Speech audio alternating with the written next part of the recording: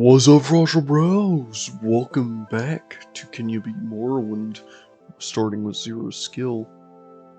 We're gonna have to abbreviate that at some point, but anyways, it's currently part 5, and last we left off, we basically had to start an errand to go to Adreno Ancestral Tomb for this orc lady here, so we can try and get the main quest on the way.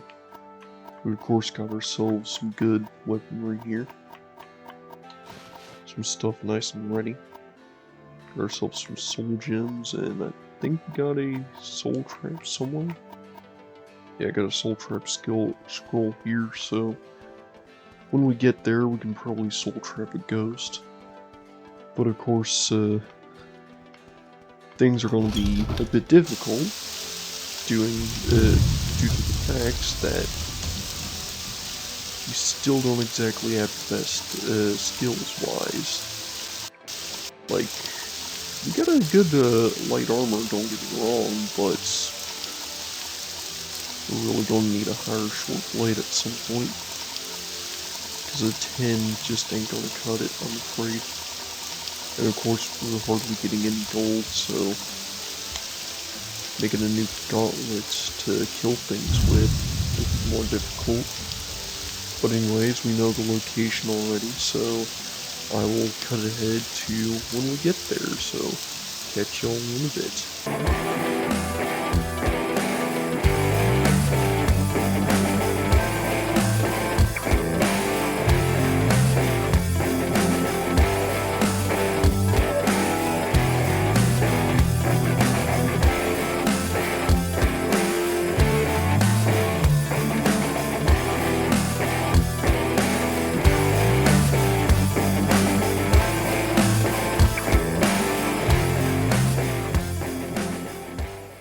Alright, and we made it to Adreno Ancestral Tomb. I'm already saved on up and everything. So let's make sure we got a good weapon out so we can actually hit stuff. And this place is dark as heck.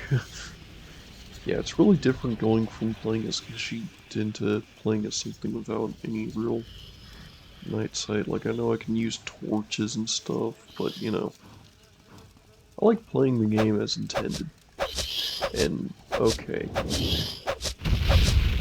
Ghosts are going to be a problem, it seems.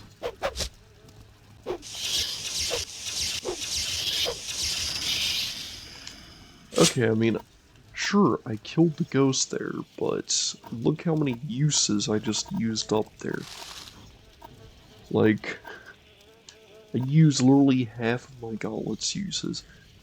I know that room is just going to be death for us, so we're going to have to really just try and rush it to the tomb, or at least the skull.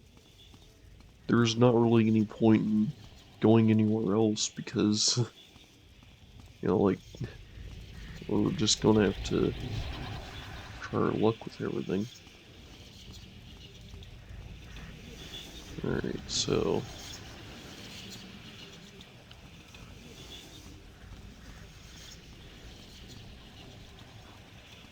no, that's not it.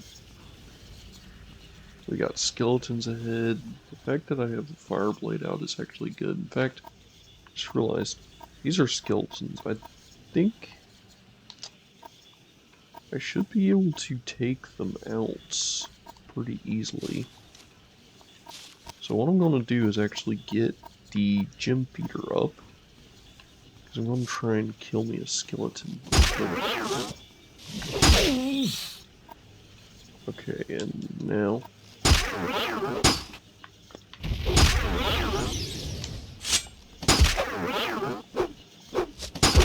Okay, come on.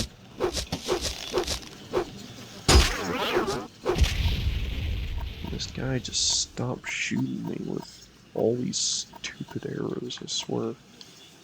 I don't have any good... Oh, well, he's dead. Silence for 5 seconds is honestly kind of funny. Like, I didn't even know that those kind of arrows were in the game. Like, honestly, that kind of caught me off guard. But anyways, that's a thing. And now we have a crippled skeleton soul. uh, it's probably a huge upgrade from rats, hopefully. Actually, that's a skeleton over here. This is a crippled skeleton. Yeah, I just killed a crippled skeleton to get that. And of course, there's enemies nearby. I'm low on health because, of course, I am. I don't have any form of healing. So we're just gonna have to save up and push ahead because this is... It's not like I have much else of a choice because it's either grab the skull now and risk dying or come back later and having more stuff reappear.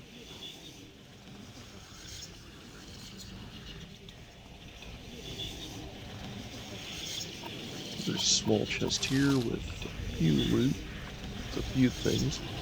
Ghoul heart's nice to sell. Love selling that.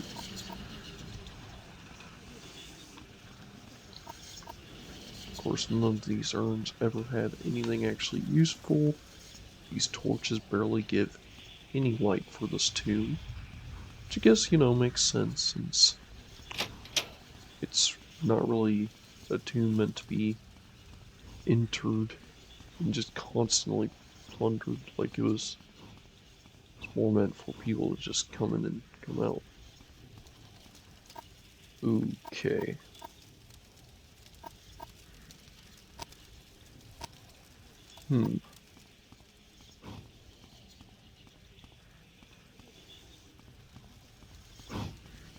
Got a skeleton up here.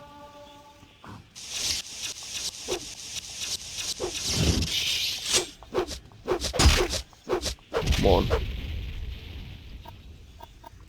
Old skeleton. Dead. It is dark as heck in here. There's a bone walker behind this door.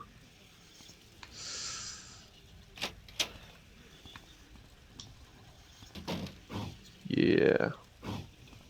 I'm gonna have to try. You know what? Let's chance it. What's the worst that can happen? We'll die and then have to reload. So, screw it.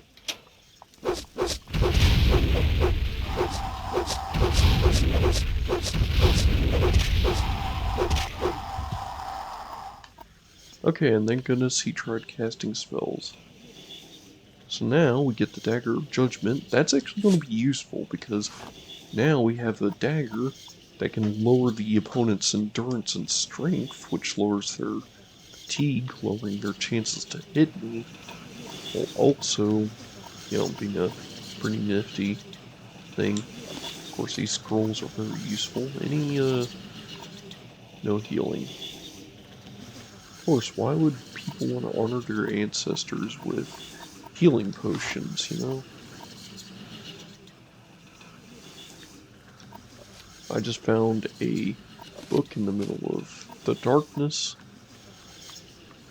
That's great. You know, it's kind of funny. I guess I mentioned at some point that I wouldn't be using stealth that often.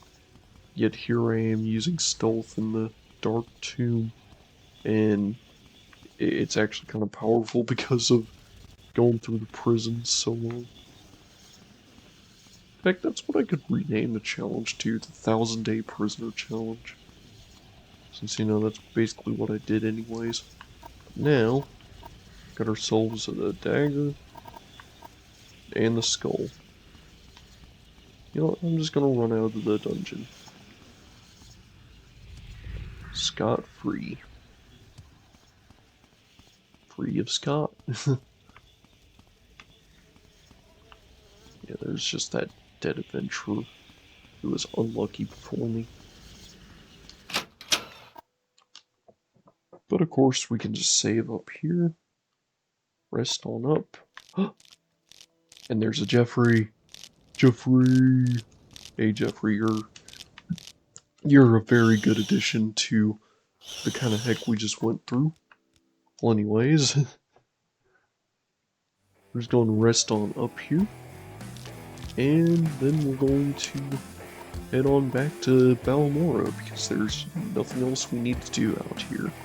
So yeah, I'll catch you all at Balmora.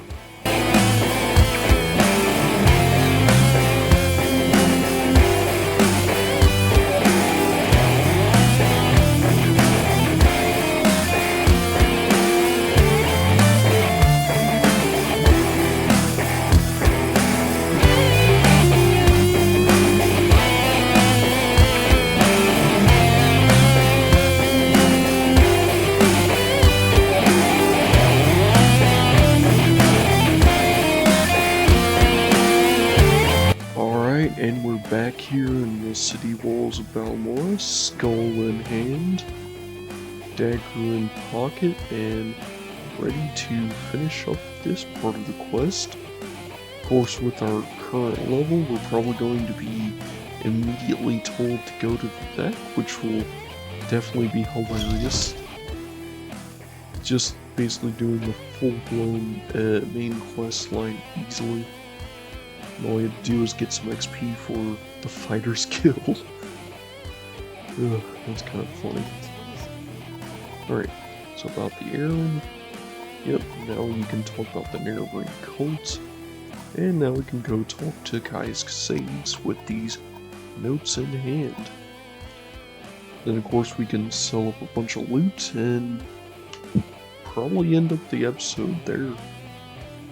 Because, you know, we got a good bit done. We went and did the entire Tomb of Annihilation there, which was something else.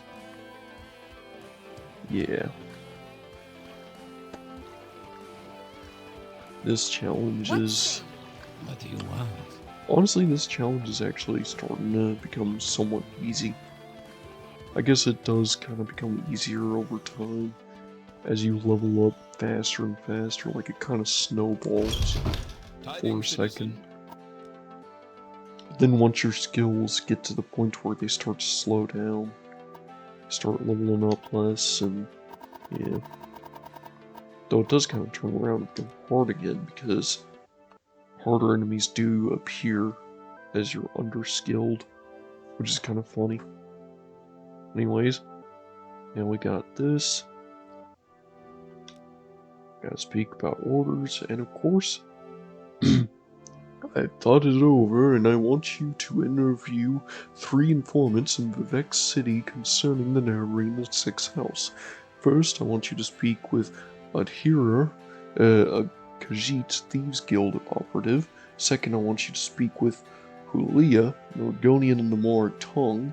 Finally, I want you to speak with Mayor Milo, a temple priestess. Here, I've written the details down so you won't forget, and here are 200 drakes for bribes and other expenses. And just like that, in the next episode, we're going to have to be going into Vivek City, which is going to be a bit of an undertaking. I remember when I was in my main Morrowind playthrough and I went to Vivek for the first time, it actually felt pretty nice. Also, why is Hedvild on the roof? You're on your honor. Okay, she just told me to mind my business. I'm gonna mind my business. Go ahead. We got some dreamers over here. At least a dreamer. And yeah, we can just sell our stuff up real quick and wrap things up. Because of course we went and grabbed some loot. And it just so happens that there's a bookseller here that'll at least buy this copy of the 36 Lessons of Vivek, the 15th. And of course it's a 200 gold book, but you'll only take 74 gold for it. Yeah. Not that much of a rip-off, huh? Yeah, but gotta love having a low merchantile. Now let's see what these expensive ingredients can sell for. So, you know, 1 gold for that, 9 gold for that, 62 gold. you know, almost enough gold to pay for the 1 ash salts I sent over. Oh, that's fine though. Yeah, like, you get barely anything. And of course, the gondolier fell off his host, so that's kind of funny. So I guess we can actually end this episode here. Well, anyways, it's been a good episode. We got some progress done. And yeah, in the next episode, we're going to head to Vex City and, you know, see what being there is like. Well, anyways, this has been your bro Frosher Blue, and I will catch you on the next one. Later!